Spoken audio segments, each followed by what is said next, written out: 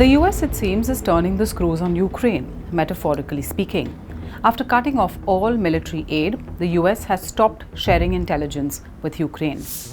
We have taken a step back and are pausing and reviewing all aspects of this relationship. CIA Director John Ratcliffe confirmed this move, which will undoubtedly put more pressure on President Zelenskyy to agree to peace talks with Russia, something US President Donald Trump has been pushing for. Ratcliffe suggested the intelligence freeze might not last, telling Fox Business that he expects the US and Ukraine to resume working shoulder to shoulder. It's not clear how a shoulder-to-shoulder working mechanism includes cutting out Ukraine from the negotiation, turning off aid, and now intelligence sharing. This suspension, coming right after the US also cut military aid to Kyiv, could make it harder for Ukraine to defend itself from Russian attacks. According to Reuters, the pause includes key targeting data Ukraine has relied on for striking Russian forces. Russia currently occupies 20% of Ukraine since the invasion started in 2022 and has continued to bomb it as the US reached out to Putin to start exploring a way to end the war.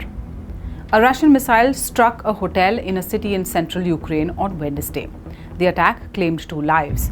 14 people were rescued, but it once again drives home what's at stake for Ukraine in this war, which is now in its 4th year. Trump has been shifting toward a more cooperative stance with Moscow and seems to be using this as leverage with Ukraine. And by the looks of it, it may be working. While addressing a joint session of Congress, President Trump told US lawmakers that Zelenskyy had sent him a letter expressing his willingness to negotiate. This came after that rather unsavory spat in the Oval Office that seems to have set in motion a rather aggressive stance of the US on Ukraine. This is what President Trump told the US Congress on how Zelenskyy wanted to make things right with the US. The letter reads, Ukraine is ready to come to the negotiating table as soon as possible to bring lasting peace closer. Nobody wants peace more than the Ukrainians, he said.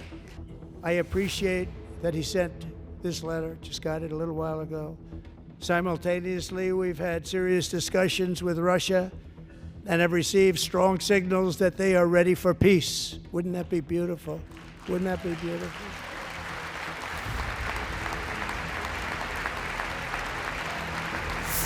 Now, peace in Ukraine would certainly be beautiful, as Trump says, but some Democrats feel President Trump is trying to do it at the cost of Ukrainian lives.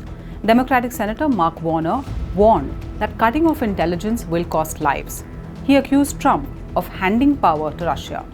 Trump's approach has upended US policy in just a few weeks, leaving European allies stunned and raising questions about NATO's future as well. While he has opened direct talks with Russian President Vladimir Putin, Ukraine and its European allies have been left out of these discussions. To stay up to date on international affairs, make sure you subscribe to SNG News and also like our stories and share them.